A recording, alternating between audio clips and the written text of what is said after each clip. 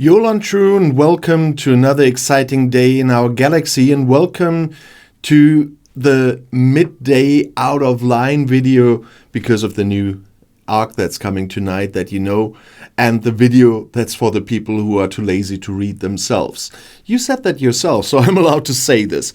And we will give ourselves a little preview on the Year of Hell Part 1 that is coming in tonight from my point of view here in Germany where I'm filming. And the Year of Hell is an episode from Season 4 Voyager. It's episodes 8 and 9. So if you remember that. And so we are in another Voyager arc. And as usual in this video, I will just quickly go through the announcements. Scopely started when maintenance started. We are right now in maintenance when I'm filming this. And just give you a quick overview, and everything I'm talking about in this quick overview, there will be videos for it in the next days or weeks, always depending on how much new stuff is coming in.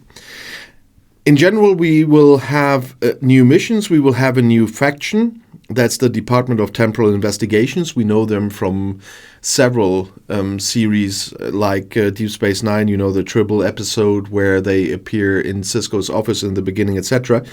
Then there will be a new building, the DTI headquarters. We will have a new loop because there will be new Krenim invading entities. There will be new officers as usual. This time we will have a new 7 and a new Tuvok. They were already in the game, but we will have new versions. But for the first time we will also have an E-chip. Then we will have new chaos tech and new artifacts, a new battle pass, of course, and new cosmetics, and the next territory capture season, and a lot more. But as I said, we will have the Year of Hell, and in this case, Part 1. So that is kind of going back to the Voyager, and we will get 8 core missions for that, starting at level 42, and 3 side missions starting at level 35. And the announcement starts with a new loop, and that's the new invading entities, that's the Krenim. And we will just take a quick look into this, because we will go into new systems. There will be completely new systems near to the Delta Quadrant, and there you will have to fight the Krenim. What that will look like in detail, we will go through in a video once it's out, when I can test it, and then I'll make a video for everyone to show. It just doesn't say at the moment what level you need to be when you want to take part in this, so I haven't found it, at least. If someone saw it where I overlooked it, please write in the comments of the video, because I didn't see from which level you can take part in this. Nevertheless, you will fight the new Krenim, then you go to the new faction store we will talk about in a second and exchange stuff there, and then you go to the new building and exchange stuff there, but we will talk about all of this in detail. There will be new ship types. There will be the static Krenim ships. That's a bit like the chimeras from the Protector, or what was the movie again? From the Galaxy Quest loop. And I'm quite sure that this is quite similar, because it's talking about another invasion. So I think that we will have to deal with similar things like with the Fatu Cray, etc., and the chimeras. They will have special abilities again, because the static Krenim ships increase their isolytic damage cumulatively each round, so you have to be prepared for this. And the charged Krenim ships develop a stronger apex barrier every round, so that will be quite interesting. And as I said, the new systems will be near the Delta Quadrant. You can use up to 2 ships this time for that. And those Krenim ships will not have health regeneration, so you can damage it and then hit it again. They say you can work together with other members of your alliance, for example. So team up with some people, one hits it, damages it, the next one hits it, and so on. But only the one who kills it gets the loot, isn't it? Well, we'll see that when we go through it after it's published. And there will be new battle rewards, but as I said, we go through everything in detail then in the videos. Today is just a little overview, as I did in the last... On this channel, I mean, I must have done about 18 of these videos so far. And then, as I said, we will have a new faction. That's the Department of Temporal Investigations. There was already an announcement for that one, but we will have a deeper look into the faction as well once it's out in the next days. You can exchange the rewards from the new invasion forces, and you can get artifacts, chaos tech, and FKR reputation here, for example. And you get daily exchanges here or pulls here for Krenim directives, and there's the DTI requisition form 13A. Sounds very bureaucratic. So is the DTI requisition, is the DTI set up by Germans, I have to say? Yeah, I use the stereotypes against my own people, because bureaucracy is a strong thing usually. Nevertheless, you can do exchanges there and gain a lot of nice the rewards sound nice. So I'm looking forward to have a look at this faction. And there will also be new favors here, as we know it from the Bajorans, from the X-Borg, etc. And those are partly especially against those new enemies, so it will be worthwhile getting those favors there if you want to go against the new invading enemies. And then we have the new building. I already said the building is unlockable at level 42. That's, for example, why probably the missions, the main missions we get today are level 42 plus, because they probably have something to do with getting started with the DTI headquarters. And so they also say the building is essential to tackle the new enemies. So they didn't say for the loop what level you need, but when you need level 42 for the building, and the building is essential for the loop, then the whole thing must be something for players level 42 and higher. And the building is doing a lot for your apex barrier and isolytic defenses and stuff like that, and gives you more broken ship part efficiencies and stuff like that. But as I said, we will go through the building in detail as well. What is very interesting, what I want to mention today, is that there will be a material converter. I still would prefer a kind of an alliance exchange where you could exchange stuff with other alliance members, and if you have what they need, they have what you need. But at least they brought in the material converter where you can, for example, exchange rare ore for rare crystals, or epic ore for epic crystals, or turn rare ore into epic ore. So that sounds at least good. We will see how this will work, but we will talk about this later. And then, of course, there's something coming in we are missing so far. We had the Q crew as the interceptor retaliation crew. We had the Soren crew as the oh god, what was that? The Explorer retaliation crew. And now we get the crew that's missing. That's the Battleship retaliation team. And that is a bit like what I said with Veyun and Ducat, and then suddenly we were in a new arc and had the Strange New World strike team.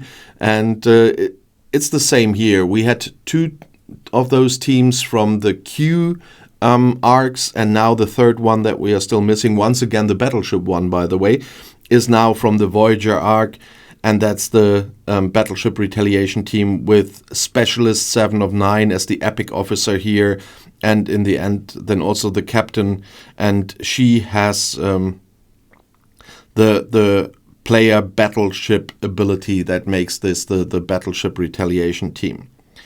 Then we have Egypt as one of the rare officers, and we have Infiltrator Tuvok as one of the rare officers. As I said, we will do the usual previews on these officers in the next days as well. But there is something right here in a side note that is very interesting that didn't work the last months and the last 2 arcs. They say we have to keep an eye out for a separate block where they tell us, so I mean Scopely, how to unlock the 2 rare officers for free this month. So they say, at least in the announcement, that this time we will have a chance to get both officers for free. I hope for free they don't mean any heroic events, but we will see. It's intriguing, and always try to be optimistic, so I hope there will be a way to unlock them for free. That would be a very nice gesture from Scopely. Then, of course, we will get a new territory capture season, so everything will start over. There will be a reshuffle of the particle services, so we will have to look out what territories do we need to get all the particles at once and so on.